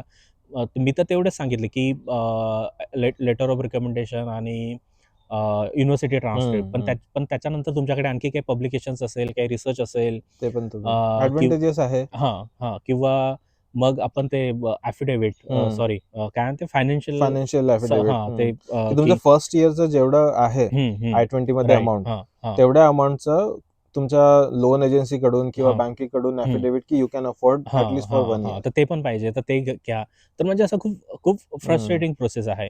तर ते करा आणि शेवटी मग ॲडमिशन मिळाली. ऍडमिशन. आणि मग तोपर्यंत तो एक वेळ आहे, की मग आपण आता यूएसला जायचं तर बिंदास शॉपिंग करू हा, शकतो. हा. म्हणजे गिल्ट फ्री शॉपिंग करू हा, शकतो. आता यूएसला गेलो तर शॉपिंग तर करावंच लागेल. हा. मला आठवतंय हम्म. मी यूएस पोलोचे ते USAचे जॅकेट. फ्लॅगवाले, मी ज्यावेळेस यूएसमध्ये आलो ना, त्यावेळेस लोक असे बघत होते माझ्याकडे. हा, नंतर मला कळलं की मे बी इंडियामध्ये तसं घालत असेल लोक, हा. USA वगैरे. हम्म. पण इकडे कोणी तसं. पण एक आहे की हं, तुम्ही जर काही करायचा विचार केला, हं, हं, ऍटलीस्ट तुमच्या हं, डोक्यामध्ये जरी आहे की आपल्याला हे करायचं आहे, तर तुम्हाला न कळता तुम्ही डिसिजन घेत जाता किंवा तसे हं, डिसिजन हं, तुमच्या थ्रू हं, होते आणि हं. फायनली ते अचीव्ह होते. Right, right. म्हणजे आपण जसं विचार करतो हा, तसं ते जसा विचार होते. करतो तसं आपलं तसं होतं. होते. हां. असं. आणि मग फायनली जो दिवस आला हम्म. की USAला यायचं आहे, हा. राईट? तर माझी पण मुंबईवरनं फ्लाईट होती. हम्म. आणि सगळेजण सोडायला आले होते. मी ते फोटोज टाकेल असेल तर. हा, फर्स्ट फोटो हां, माझा पण आहे एक हां, हां. पुण्याचा अपार्टमेंटचा. हो. नाही, इकडे मुंबई एअरपोर्टला तुम्ही आले होते हा, सगळे तो सोडायला. आहे का? हां, हा. हां. सगळेजण आले होते सोडायला. हम्म. आणि मला म्हणजे त्या ट्रिपमध्ये तर मला सगळ्यात म्हणजे एक. फॅमिलीमधून फर्स्ट टाइम हां, हां, कोणीतरी हां. आणि फॉरेन टूर आणि आणि मी अमेरिकेत तुम्हाला जात आहे. आणि माहिती आहे का, माझ्यासाठी म्हणजे हम्म. बिగ్గेस्ट अचीव्हमेंट काय होती, हम्म. की मी पुण्याला पण असताना जे माझे फ्रेंड्स US वरनं येत होते, हम्म. मी सगळ्यांना जात होतो भेटायला, हा, रिसीव्ह करायला किंवा हा, ड्रॉप करायला एअरपोर्टवर. हा, तर म्हणजे ती होल जर्नी लाईक म्हणजे त्या त्या ग्लासच्या पलीकडे हा, जायचं, हा, राईट? हा, म्हणजे मी हा, समजू शकतो ज्यांनी इंटरनॅशनल एअरपोर्ट हा. किंवा एअरपोर्टवर बघितलं असेल, राईट? हम्म, हम्म, तर म्हणजे it's all about like being on other side of the हा, ग्लास. म्हणजे किती एफर्ट्स आहेत त्याच्यासाठी. हा. फक्त तुम्हाला पासपोर्ट दाखवून, व्हिसा दाखवून हम्म. तुम्हाला तिकडे तिकडे जायचं आहे, जायचं. राईट? हम्म. पण त्याच्यासाठी किती कष्ट किती घ्यायचे. कष्ट करावं लागतं. आणि मला वाटतंय, मला माहिती आहे त्यावेळेस मी बालू आणि अमितला मुद्दाम बोलवलं होतं, कारण की मला तिथनं मोटिवेशन मिळत होतं, हम्म, हम्म. की मी तिकडे चाललो तर मला पण असं वाटत होतं की एक दिवस मी पण तसं जाईल. हा. म्हणून मी यांचं ऑफिस होतं बालू आणि अमितचं. हम्म, तरी पण मी बालू आणि अमितला मुद्दाम सांगितलं होतं की नाही, तुम्ही या. हम्म. त्यांना मी आता असंच नाही सांगू शकत, पण माझ्या मनात मनात कुठेतरी होती की होतं. त्यांना पण तसं मोटिवेशन हम्म, मिळालं पाहिजे. हम्म. तर तर माझं ट्रॅव्हल कसं होतं. त्या त्या याच्यातनं सगळ्यात म्हणजे माझ्या डोक्यात अजूनपर्यंत जी गोष्ट आहे, हम्म, ते म्हणजे बाबूजीचं हम्म. एकदम हे होणं. म्हणजे असं लिटरली असं झालं की बाबूजीने मला तिथे सोडलं हम्म. आणि बाबूजीच्या ह्याच्यातनं आवाजच नव्हता निघत. इमोशनल, म्हणजे ते एवढे मन इमोशनल झाले भरून होते. आला एवढे आणि शब्द निघत नव्हते. आई तर स्ट्रॉंग आहे, आपल्याला माहिती आहे. आई रडत पण असेल, आई नंतर रडली असेल, रडत असेल. हा, पण म्हणजे मी बाबूजीचं रूप पहिल्यांदा हा, बघितलं तसं, की मला फक्त हा. असे हात हलवत होते. कारण असे हात हेड ऑफ हलवत द होते. फॅमिली आपण कधी त्यांना हं, असं नाही का हं, हं. असं बघितलं म्हणजे नाही. ते नेहमी नेहमी एकदम ते स्ट्रॉंग राहत स्ट्रॉंग. होते. हा. आणि मी पासपोर्ट दाखवून आणि त्या सिक्युरिटी गेटमधनं आतमध्ये गेलो आणि मला हम्म, माहिती आहे की हे ग्लासच्या इकडे उभे आहे. तर मी परत हम्म. सर्कल करून मी इकडे आलो. हा. तर म्हणजे आवाजच नव्हता निघत. ते हम्म. नुसतं असं करत होते. आणि मग शेवटी त्यांच्यासाठी पण एकदम इमोशनल हां, मोमेंट हां, होता ना, की हां. त्यांनी पण कधी विचार नव्हता केला, कारण त्यांचं पण लाईफ जर्नी असं हं, आहे की खूप हं, कमी याच्यातून काही हं, कशातूनच हं. नाही. काही नसताना त्यांनी खूप हा, विश्व आणि उभं मग केलं. त्यांचे मुलं ऍटलिस्ट एवढ्या हां. गोष्टी अचीव्ह करायचं, त्यांच्यासाठी पण एक प्राऊड मोमेंट होता, राइट. इमोशनल मोमेंट होता. हं, हं. आमच्यासाठी इमोशनल मोमेंट होता. बरोबर. हां. हा. तर मग मग माझी फ्लाईट कशी होती? माझी फ्लाईट होती तिथनं हाँगकाँग. माझी हम्म, फर्स्ट कॅथे पॅसिफिकची फ्लाईट होती माझी फर्स्ट. हम्म. तर ती माझी हाँगकाँगला होती. हाँगकाँगवरनं माझी डॅलसपर्यंत होती हम्म. आणि डॅलसवरनं माझी मग टल्सा, जिकडे माझी युनिव्हर्सिटी आहे, हा. तिकडे होती. बट काय झालं की हम्म. हाँगकाँग टू डॅलस फ्लाईट कॅन्सल झाली. तर लास्ट मिनिट त्यांनी मला शिकागो दिले. हा.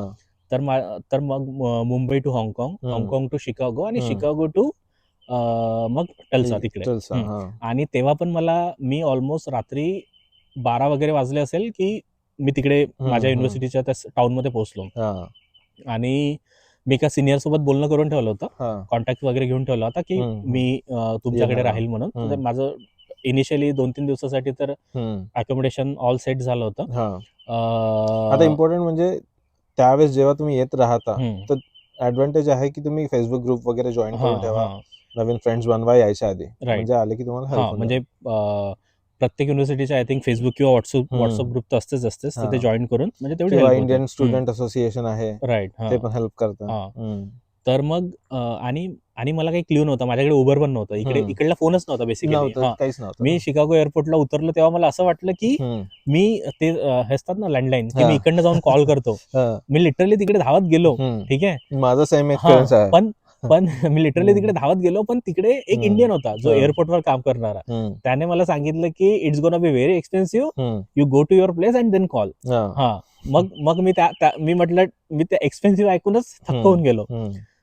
तर मग मी चाललो गेलो आणि मग मला टर्मिनल चेंज करायचं होतं. तर सिक्युरिटी गार्ड म्हणे की टेक अ ट्रेन. मी म्हणजे माझ्यासाठी फर्स्ट टाइम होतं की म्हटलं फ्लाईटची जर्नी पण फर्स्ट टाइमच माझी. नाही, फ्लाईटला मी डोमेस्टिक गेलो होतो, इंटरनॅशनल फर्स्ट टाइम होता. आणि मी म्हटलं मला कुठे गावाला नाही जायचं, आपल्याकडे कसे कुठे गावाला गेलं की ट्रेन घ्या, राईट, एअरपोर्टवर म्हटलं हा कुठे पाठवेल. मी 2 वेळा गेलो आणि परत आलो, 2 वेळा गेलो आणि परत आलो.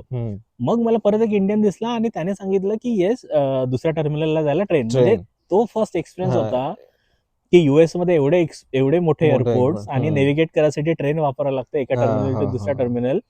तो एक फर्स्ट एक्सपिरियन्स होता. आणि त्याच्यानंतर मी फायनली पोहोचलो. मी मग माझ्या युनिव्हर्सिटीचा टाउन टल्सा, तिकडे पोहोचल्यानंतर मला एक इंडियन मिळाला.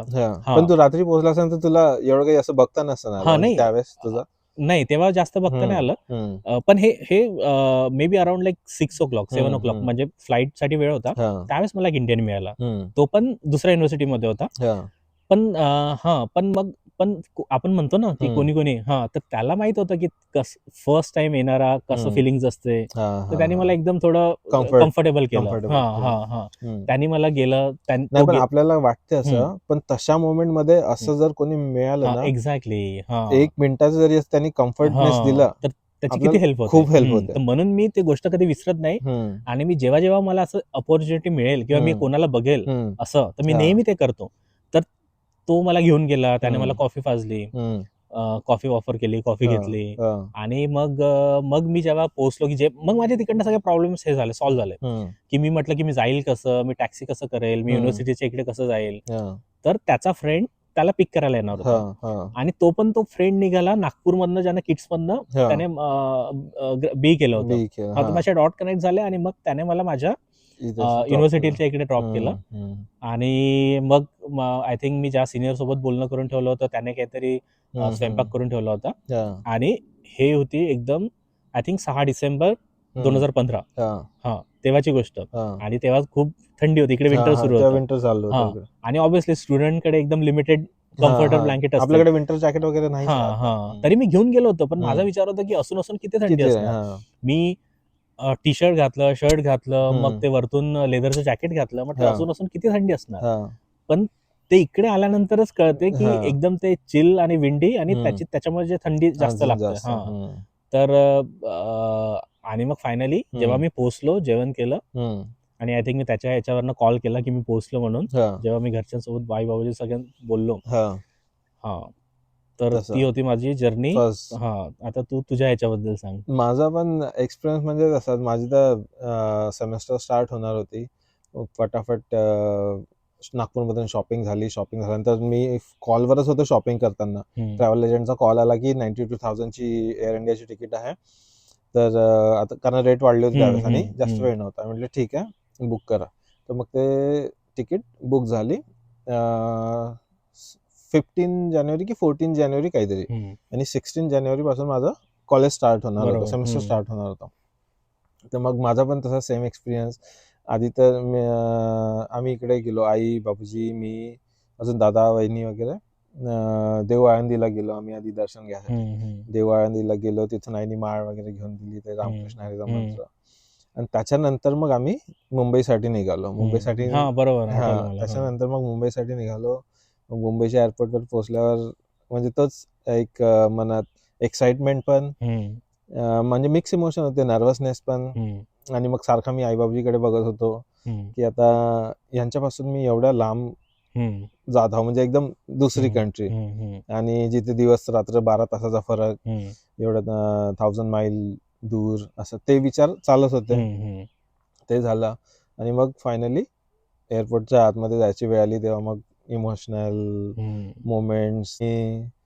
आणि मग आत गेल्यानंतर चेक इनच्या लाईनमध्ये लागून होता, आणि माझ्या मागे एक माणूस होता, आम्ही दोघं असं बोलत होतो.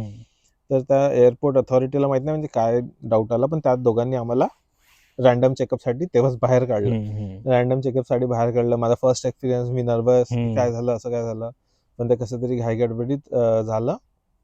आणि मग फायनली पासपोर्ट विसरला तिकडे. पासपोर्ट विसरलो होतो. पासपोर्ट घेऊन आलो, कारण सगळं नर्वसनेसच होतं ना.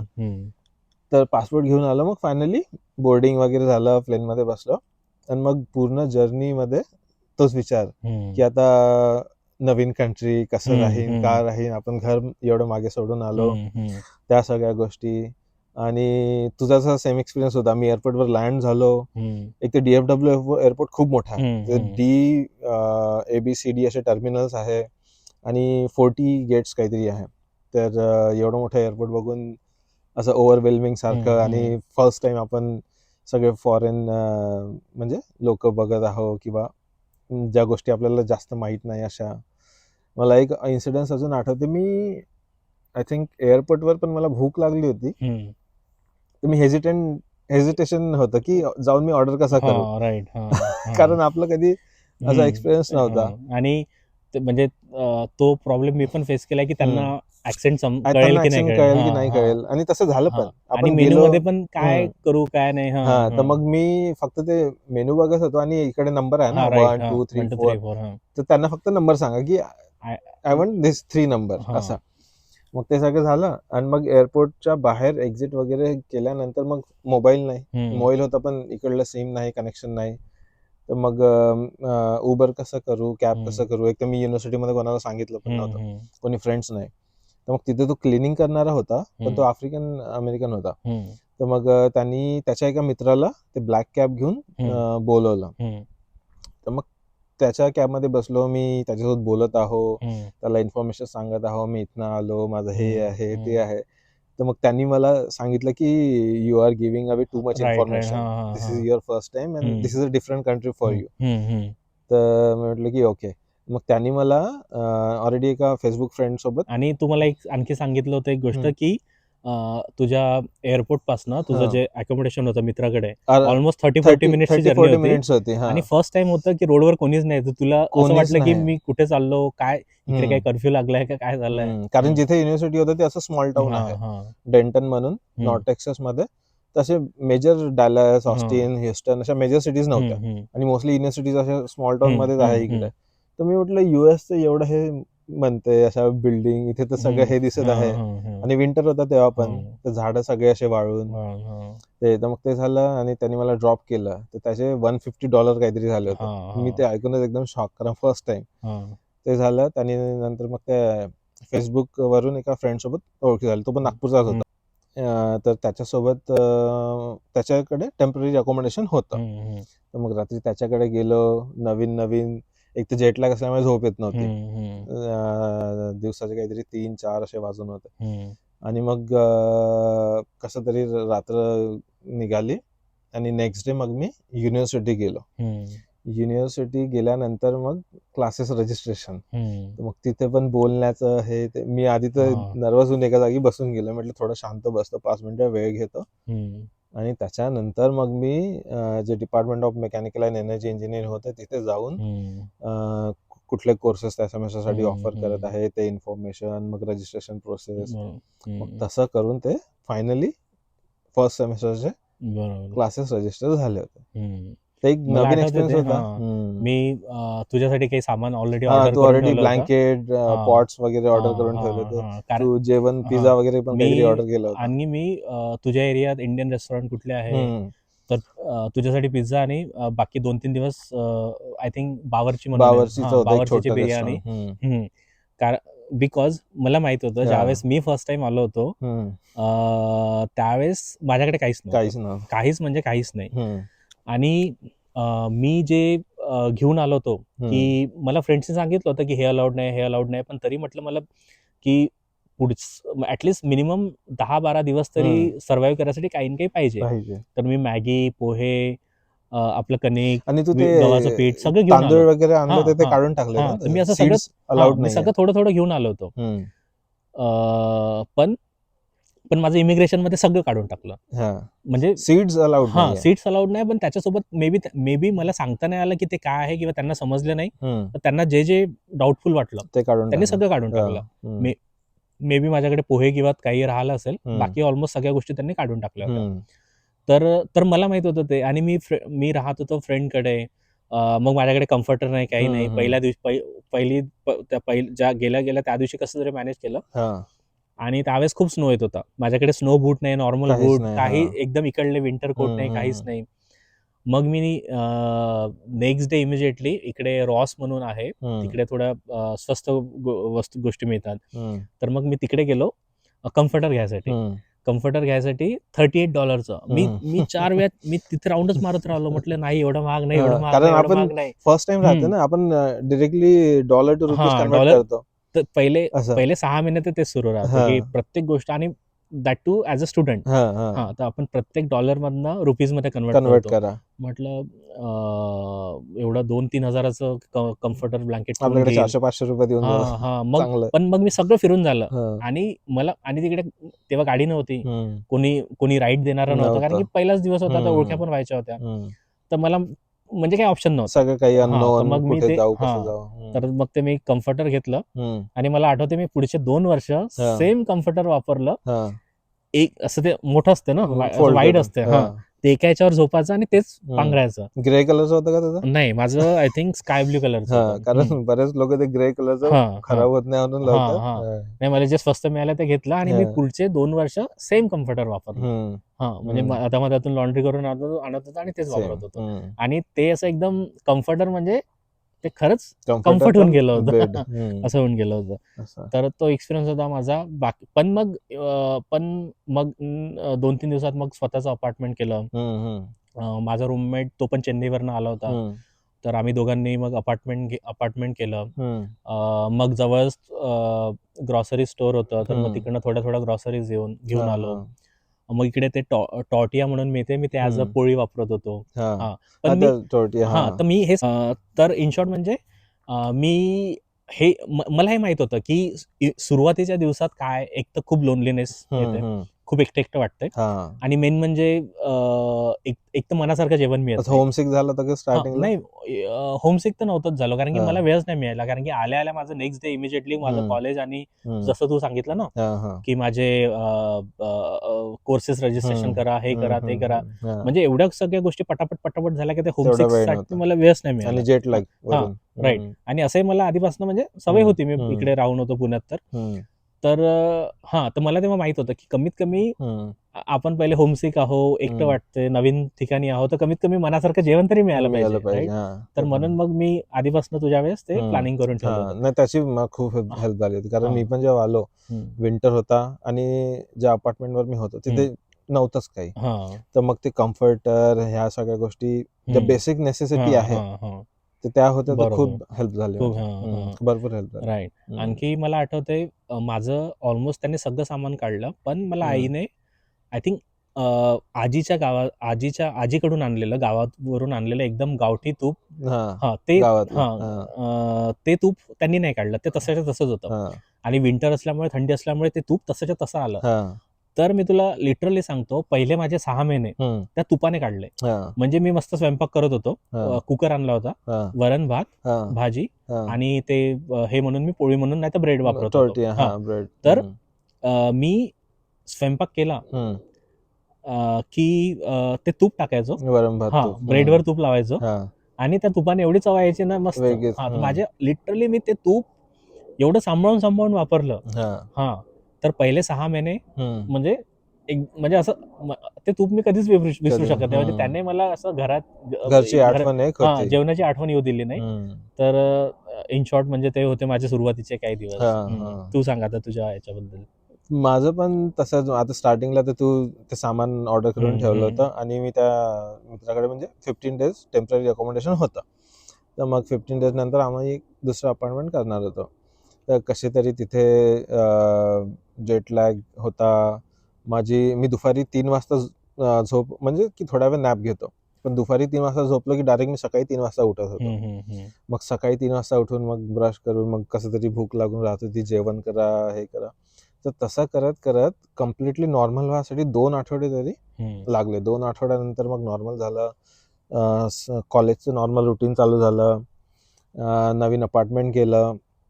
पण आता त्याच्यामध्ये स्ट्रगल म्हणजे कसं की एक तर 3-4 वर्षानंतर एज्युकेशन कंटिन्यू करत होतो आणि नवीन कोर्सवर्क, नवीन पॅटर्न, तर त्या सगळ्या गोष्टीमध्ये ॲडजस्ट होण्यात थोडा वेळ लागला.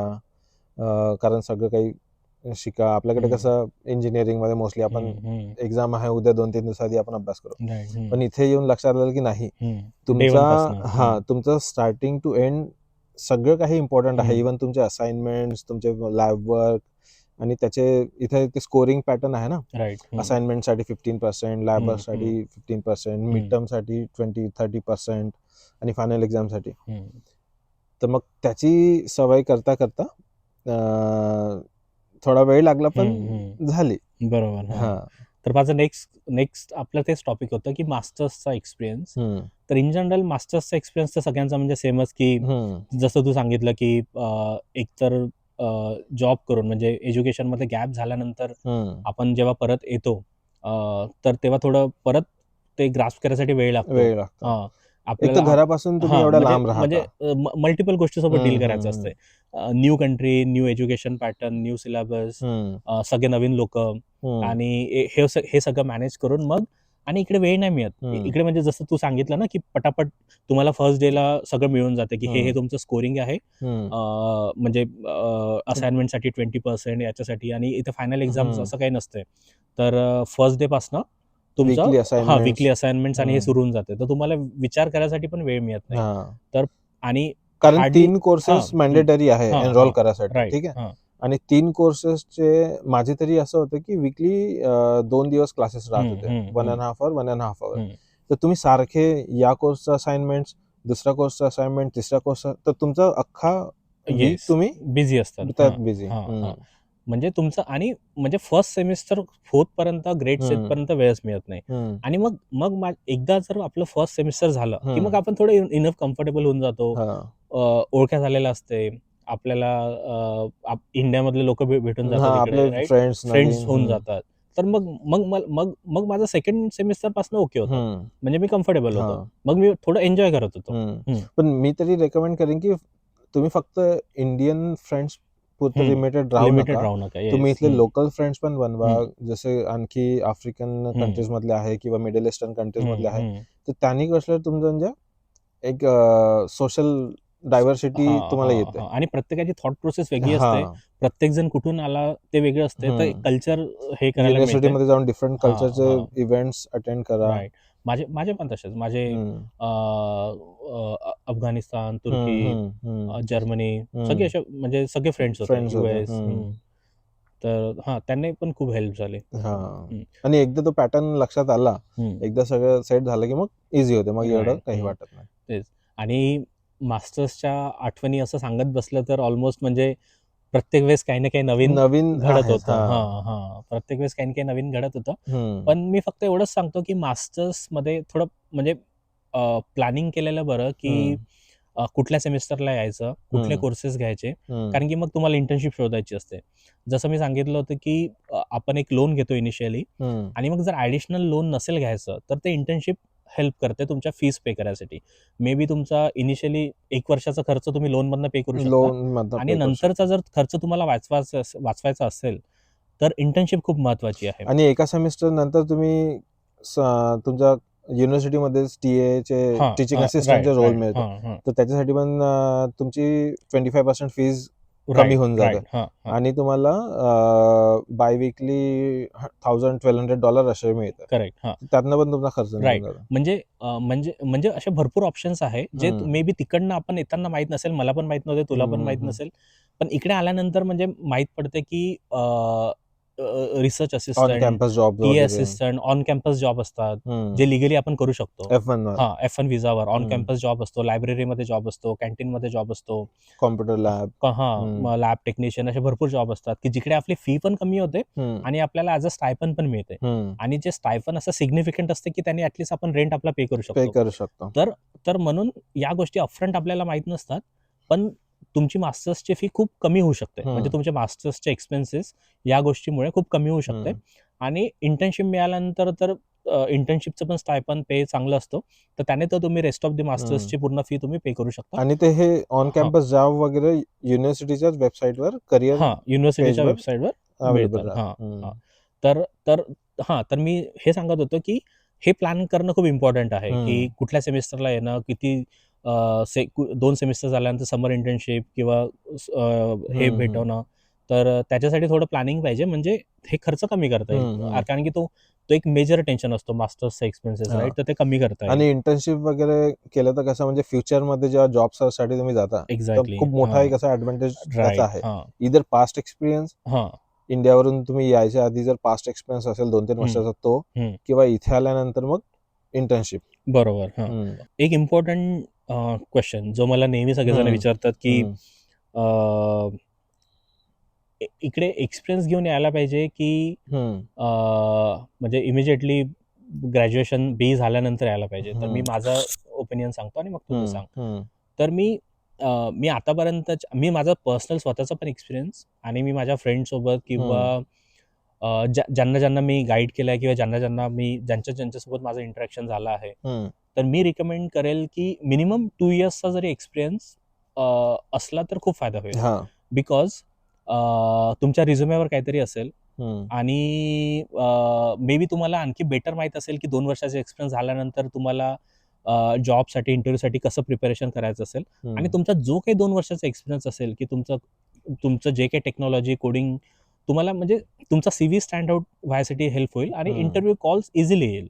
किंवा मे बी तर तो मिनिमम 2 वर्षाचा तरी एक्सपिरियन्स पाहिजे.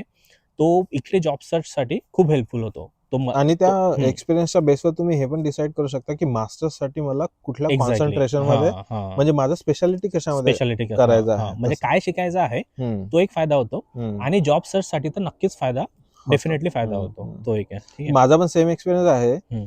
की जर ऑलरेडी एक्सपिरियन्स आहे तर खूप हेल्पफुल आहे. कारण इकडे पण तुम्ही जेव्हा जॉबसाठी अप्लाय करता, म्हणजे एंट्री लेवल पोझिशन असते, पण तरी पण राईट. की त्यांना माहित असते की याला ऑलरेडी कॉर्पोरेट एक्सपिरियन्स आहे. तर एक्झॅक्टली. त्यांच्यासाठी तेवढा ट्रेनिंग पिरियड कमी होऊन जातो. त्यांना स्पून फिडिंग नाही करावं लागत स्टार्टिंगला. तर म्हणूनच मी म्हटलं की इदर वर्क एक्सपिरियन्स किंवा इंटर्नशिप, इंटर्नशिप. हां, हां. ते हे महत्वाचं आहे. एक्झॅक्टली. तर म्हणजे आपण असं सरळ म्हणू शकतो, की इंडियामध्ये जॉब शोधताना फ्रेशर्स वर्सेस एक्सपिरियन्स जो त्रास जातो, सेम इकडे जातो. तुम्ही फ्रेशर्स असाल तर तुम्हाला इंटरव्ह्यू कॉल एक्स्ट्रा मिळवायसाठी एफर्ट घ्यावा लागेल. एक्स्ट्रा एफर्ट घ्यावा लागतंय. सेम तसं आहे. तर इट डिपेंड्स की प्रत्येकाची इंडिव्हिज्युअल चॉईस, की तिकडे 2 वर्ष न घालवता इकडे पटकन येऊन करायचं आहे, किंवा तिकडे 2 वर्ष एक्सपिरियन्स घेऊन पण आमचं दोघांचं पण पर्सनल ओपिनियन असं आहे, की एकतर कुठलं कॉन्सन्ट्रेशन, किंवा पुढच्या मास्टर्समध्ये जर आपण जॉब नाही केला तर आपल्याला आयडियाज येत नाही की मार्केटमध्ये काय आहे, रियालिटी काय आहे, काय कशाला डिमांड आहे, मार्केट ट्रेंड काय, इंडस्ट्री ट्रेंड काय आहे, आणि त्याच्यानुसार स्किल्स डिमांडमध्ये आहे. कुठच्या स्किल्स डिमांडमध्ये आहे, त्याच्यानुसार आपण ते स्किल्स शिकू शकतो मास्टर्समध्ये, आणि त्या मग जॉबसाठी आपल्याला बेनिफिट ठरेल त्याचं. हम्म, हम्म. तर तो एक ॲडव्हान्टेज तो आहे. एक ऍडव्हान्टेज आहे. आता ओके, आपण ऑलमोस्ट म्हणजे हाय लेवलवर प्रत्येक टॉपिक टच केलं. टच केलं की हां, मोटिवेशन हां, काय राईट. आहे, फर्स्ट एक्सपिरियन्स काय आहे, हं. त्याच्यानंतर बेसिक टेक्निकल काही गोष्टी, जास्त राईट. डिटेलमध्ये पाहिजे असेल तर हां, एक सेपरेट म्हणजे व्हिडिओ इन बनवता येईल. रफ आयडिया किती मास्टरसाठी खर्च लागू हा. शकतो. CPT, हम्म, डॉक्युमेंट्स ते थोडं आपण टच केलं. हा. डेफिनेटली हे हम्म. इनफ नाहीये. या प्रत्येक एका टॉपिकवर आपण आणखी बोलू 30 मिनिट्स व्हिडिओ करू शकतो करू आणि मे बी शकतो. आम्ही ते करू फ्युचरमध्ये. हम्म, पण आता जो हॉट टॉपिक आहे, हम्म, ठीक आहे, की मी आलो 2015 मध्ये, हम्म. तू आला 2018 मध्ये, 18 मध्ये. तर त्यावेळेस थोडे वेगळे सर्कमस्टन्सेस होते. ठीक आहे. हा, पण पॉलिटिकल सिच्युएशन डिफरंट होती. हां, आता पॉलिटिकल सिच्युएशन डिफरंट आहे. राईट. पण प्रत्येकाला आता प्रत्येकाला विचार, मे बी आपल्या वेळेस तेवढं हे नव्हतं. आपल्या वेळेस फक्त आपल्यापर्यंत होतं की हा, जायला पाहिजे, नाही जायला नाही पाहिजे, झालं काय करायला पाहिजे. पाहिजे. पण आता विजा, बाकी सगळ्या गोष्टी बघून तो एक ॲडिशनल फॅक्टर आला डिसिजन घेण्यात की काय हा. केलं पाहिजे. तर मग त्यावर मी म्हणजे माझं मत सांगतो आणि मग तू ठीक तू आहे. ॲड कर त्याच्यात. ठीक आहे. तर तर जसं मी सांगितलं की म्हणजे की तुमचं मेन मोटिवेशन काय आहे, की तुम्हाला खरंच यायचं आहे, तुमचा पर्पज काय आहे बेसिकली. म्हणजे फक्त US मध्ये यायचं आहे, कोणाचे फेसबुक फोटोज बघून यायचं आहे, यायचं आहे. हा. की तुमचं रील्स ड्रिव्हन आहे, हम्म. की तुमचा इंटरेस्ट काय आहे. म्हणजे मेन त्याचा ट्रिगर कुठे आहे ते शोधणं महत्त्वाचं आहे. बिकॉज मी अशा पण केसेस बघितल्या आहे. हां, की तर म्हणजे तुमचा पर्पज काय आहे, तुमचा इंटरेस्ट काय आहे, ते तुम्ही बघा. कारण की मी अशा पण केसेस बघितल्या आहे, की ज्यांना चांगल्या युनिव्हर्सिटीज मिळाल्या, अ, अ, म्हणजे ते खूप मेहनत करून आले इकडे. किंवा किंवा किंवा कोणी मी असं पण बघितलं आहे, की त्यांना यायचं होतं आणि ते आले आणि मे बी मग त्यांना इकडे आवडलंच नाही त्यांची आणि ते एक वेगळी इमॅजिनेशन होती, मे हां, बी मूवीज मधून किंवा हां, फक्त हां, सोशल राइट. मीडियावर हां, बघून की एक्झॅक्टली. अशी लाईफ राहील हां, तशी. पण हां. पण रिॲलिटी डिफरंट त्याच्यामध्ये आणि आहे. रियालिटीमध्ये खूप खूप डिफरंट फरक आहे. आहे. तर तर पहिली गोष्ट की तुमचा इंटरेस्ट बघा, की इंटरेस्ट म्हणजे तुमचा इंटरेस्ट बघा, तुमचा पर्पज बघा. आणि सेकंड गोष्ट की don't think too much about the like current political situation. Because government येईल, गव्हर्नमेंट जाईल, पण आपल्या हातातनं वेळ गेला तर तो परत नाही येऊ शकेल. बरोबर. जर मी आता विचार केला की नाही असं आहे आणि मी 4 वर्ष मी नाही येणार, तर मे बी ते 4 वर्ष चाललं जाईल. जर तुम्ही आता ग्रॅज्युएट होत असाल आणि तुम्ही सध्याच्या करंट सिच्युएशननुसार जर डिसिजन घ्याल, तर तो तुमचा वेळ चालला जाईल. आणि गव्हर्नमेंट येईल, गव्हर्नमेंट जाईल आणि आणि एवढं जर आपण लिगली येत आहोत, आपण सगळे रूल्स फॉलो करून येत आहोत, तर तर एवढा विचार करायची काही गरज नाही. असं असं असं काही ड्रास्टिकली चेंजेस काही झाले नाही, राईट? मे बी न्यूजमध्ये किंवा असं दिसत असेल, पण ग्राउंड रियालिटी वेगळी आहे. सगळ्यांना माहिती आहे, इकडे US युनिव्हर्सिटीजमध्ये एवढे इंडियन स्टुडंट्स आहे. तुमचे जे F1 विजाचे जे रूल्स आहे, CPT, OPTचे रूल्स आहे, H1Bचे रूल्स आहे, ते ॲज इट इज सेम आहे. आणि ते असे काही ओव्हरनाईट चेंज होऊ शकत नाही. तर मला असं वाटतं की या एवढ्या केऑसमध्ये कन्फ्यूज न होता आणि इवन आपण शॉर्ट टर्मसाठी जरी प्लॅन केलं, तरी तुम्ही 2 वर्षाचा मास्टर्स करून, तुम्ही OPT 3 वर्ष जॉब करून तुम्ही तुमचे अमाउंट रिकव्हर करू शकता आणि यू कॅन गो बॅक. तर तर तर मला असं वाटतं की एवढा विचार न करता यायला पाहिजे, डेफिनेटली यायला पाहिजे. But at the same time सगळे सर्कमस्टन्सेस समजून घ्यायला पाहिजे, की मास्टर्स झाल्यानंतर 3 वर्षाचा OPT मिळतो, 3 वर्ष आपण जॉब करू शकतो. तर ते तर OPT आहे, पण त्यासाठी पण OPT, व्हिसा, ठीक आहे. तर त्या गोष्टी पण अशा आहे की म्हणजे आता करंट पॉलिटिकल सिच्युएशन जर बघितली तर बऱ्याचशा कंपनी स्पॉन्सरशिप ऑफर नाही करत. तर स्ट्रगल आहे. स्ट्रगल आहे. जे लोकल कॅन्डिडेट आहेत त्यांच्यापेक्षा 50%, 100% जास्त स्ट्रगल आहे. राईट. येस, डेफिनेटली स्ट्रगल आहे. But at the same time असं पण नाहीये की जॉब्स मिळत नाहीये. डेफिनेटली स्ट्रगल आहे. पण मी तेच म्हणत आहो की माझं म्हणजे मेन सांगण्याचं हे आहे की तुम्ही खरंच पॅशनेट आहे आणि तुम्हाला खरंच यायचं आहे, राईट? तर तयार राहा स्ट्रगल करायसाठी. पण तुम्ही गिव्हअप नका करू. पण किंवा फक्त या एका सिच्युएशनमुळे नाही टफ आहे खूप, किंवा एकदम न्यूजमध्ये बघितलं की आता सगळे इंडियन्स परत येत आहे, जॉब्स हम्म. नाहीये, तर असं नाहीये, राईट? हा, एकदम ते न्यूज हां, वाचून एकदम पॅनिक मोडमध्ये पॅनिक जाण्याची पण मोडमध्ये गरज जाण्याची नाहीये. गरज नाहीये. कारण बरेचसे लोक आहे जे आले, राईट. मॅनेज झालं सगळं काही. पण हा एक आहे की तुम्ही लोन घेऊन येता, तर फायनान्शियल रिस्क आहे हां, म्हणजे तेच की असं. कॅल्क्युलेटेड रिस्क हम्म. आहे. हम्म. तर तुम्हाला ते सगळे सर्कमस्टन्सेस हे करून तुम्हाला हम्म. एक एक एक डिसिजन घ्यावं लागेल, हम्म. की यायचं की नाही यायचं. हा. आणि त्यामध्ये इम्पॉर्टंट फॅक्टर हा आहे की मास्टर्स झाल्यानंतर CPT तुम्ही इंटर्नशिपवर जॉब करू शकता. OPTमध्ये डेफिनेटली बालूने जसं सांगितलं तसं स्ट्रगल करून तुम्हाला जॉब हम्म. भेटेल, तुम्ही तेही जॉब करू शकता. पण मग H1Bचे अटेम्प्ट्स असतात, लाईक म्हणजे OPTवर असताना तुम्हाला 3 अटेम्प्ट्स मिळतात, राईट? तर तुमच्याकडे 3 अटेम्प्ट्स आहे H1B मिळायसाठी. हम्म. जर ते नाही मिळालं तर मग ऑप्शन्स काय आहे? पण त्यासाठी पण तुम्हाला हां, कंपनी पाहिजे की तुमची कंपनी H1B स्पॉन्सर करणारी पाहिजे. एक्झॅक्टली. हां, तर ऑलमोस्ट मेजर एम्प्लॉयर तर करतात. करतातच स्पॉन्सर, पण तिथे पण स्ट्रगल आहे. स्टार्टअप तिथे स्टार्टअप पण पण स्ट्रगल करतात. आहे की हाल्फ ऑफ द कंपनीज स्पॉन्सरशिपचा एकूणच तुमचा विजा तुमचा रिझ्यूमे इंटरव्ह्यू ॲक्सेप्ट शेड्यूल करत करत नाही, नाही. हा. किंवा इंटरव्ह्यू शेड्यूल करत नाही. हम्म. बट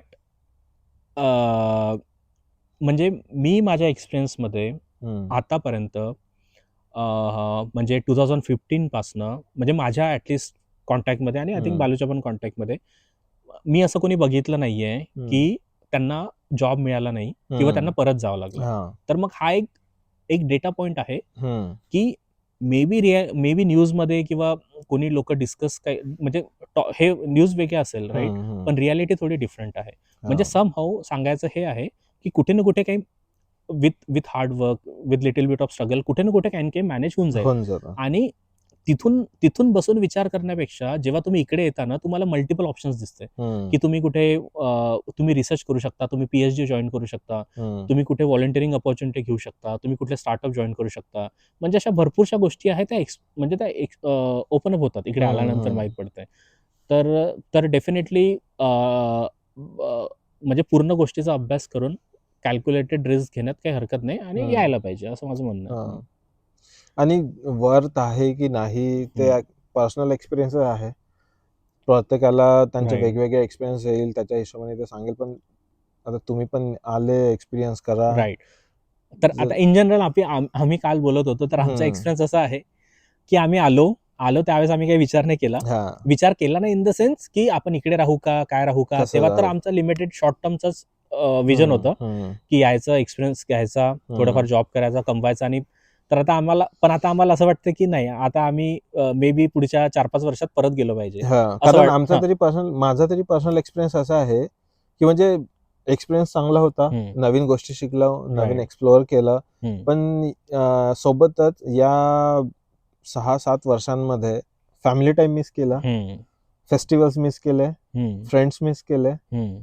तर या सगळ्या गोष्टी आहे. आणि मग असे बरेच वर्ष झाल्यानंतर तुम्ही जर फॅमिली सोबत कनेक्टेड आहे, हं. आणि फ्रेंड सोबत कनेक्टेड आहे, तर तुम्हाला कुठे ना कुठे तुमचा एक सोशल सर्कल इकडे तेवढा नाही आहे, कुठेतरी लॅक होतोय लाईफमध्ये. हं. तर ते एक्सपिरियन्स एक येत. Right, definitely. आणि ते आता वाटत नाही. मे बी आपल्याला पण ते थॉट्स आधी कधीच आधी आले नाही. आधी कधीच नाही. रिसेंटली आता ग्रा 1-2 वर्षात. Grass is always greener on other side. Other जर जर साइड. आम्ही जर आपण आलो नसतो, तर आपल्याला वाटलं असतं की यार आपण गेलो नाही. गेलो नाही. आणि आता आलो, हम्म. इकडे काही वर्ष राहिलो, हम्म. तर असं वाटतं की नाही यार, इंडियातच बेटर आहे, हा. राईट? तर म्हणजे खूप खूप म्हणजे NRIची ना खूप कन्फ्यूज स्टेट आहे. हम्म. मी लिटरली सांगतो ना की माझा दिवस US मध्ये होतो हा. आणि माझी रात्री इंडियामध्ये होते. हम्म. हां. ते मी गोल्डन हँडकप असल्यासारखं. रात्री मी इंडियामध्ये असतो. हं. म्हणजे आपलं म्हणजे आम्ही रिअल एक ऑनेस्ट ओपिनियन देत आहोत. हां. पण ते आहे ना की जर कधी आलोच नाही तर ते समजणार नाही, हं. राईट? तर मग आता हो. आम्ही आता बसून होतो, काल बोलत होतो, तर तोच विचार करत होतो की ठीक आहे, आपण आता आलो.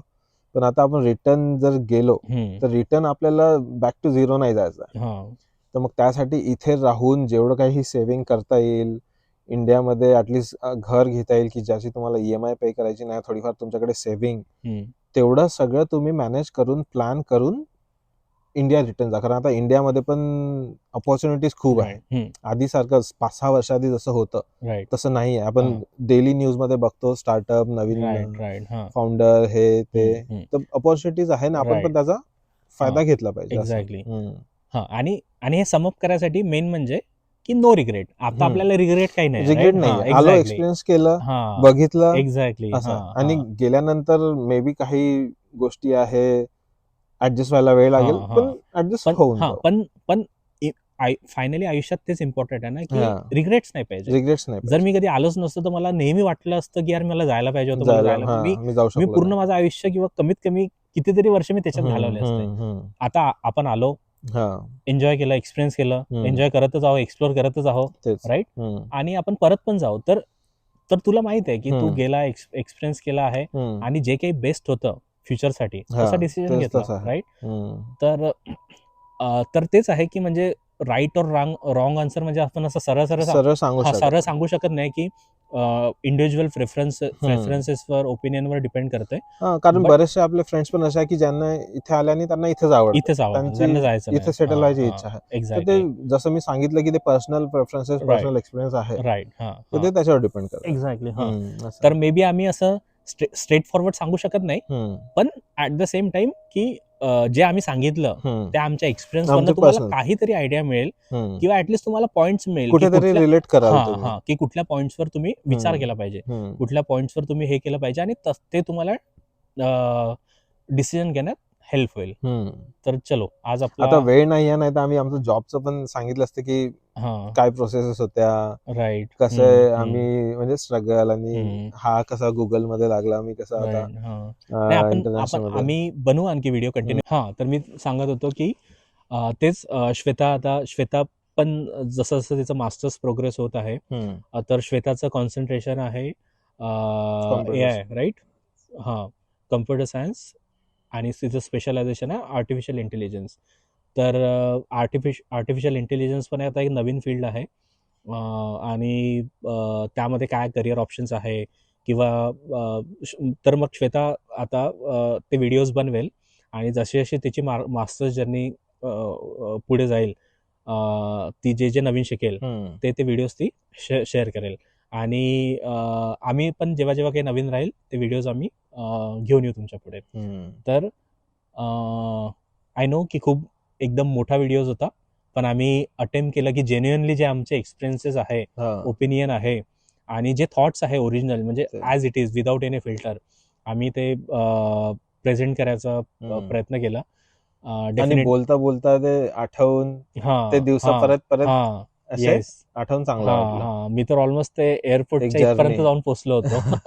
आणि तो सीन माझ्या पुढे आला की जिकडे बाबूजी एकदम इमोशनल झाले होते, तो एकदम पूर्ण सीन माझ्या पुढे आला. कारण आतापर्यंत तरी एवढं डिटेल मध्ये बसून म्हणजे सगळे मोमेंट आपल्यासाठीच होतं की आपण छोट्या मोठ्या गोष्टी केल्या, की हे असं झालं होतं, तसं झालं होतं, right. Starting to end, right. मी लिटरली ते पहिले 6 महिने आठवले की मी कसं ते 1 किलो तूप 6 महिने खाल्लं. म्हणजे मी लिटरली एकदम माझ्या डोळ्यापुढे आलं होतं की ते कसं करत होतो, काय करत होतो. तर आपण पण छोट्या मोठ्या गोष्टी केल्या, पण आपण पण कधी बसून असं एक पूर्ण म्हणजे स्टार्ट टू एंड आपण कधीच हे केलं नाही. आमच्या डबरे फॅमिली मधली ती फर्स्ट US सिटीजन आहे. तर होतं की खूप मोठं सरप्राईज आहे व्हिडिओ मध्ये. तर व्हिडिओ तुम्ही शेवटपर्यंत बघत राहा.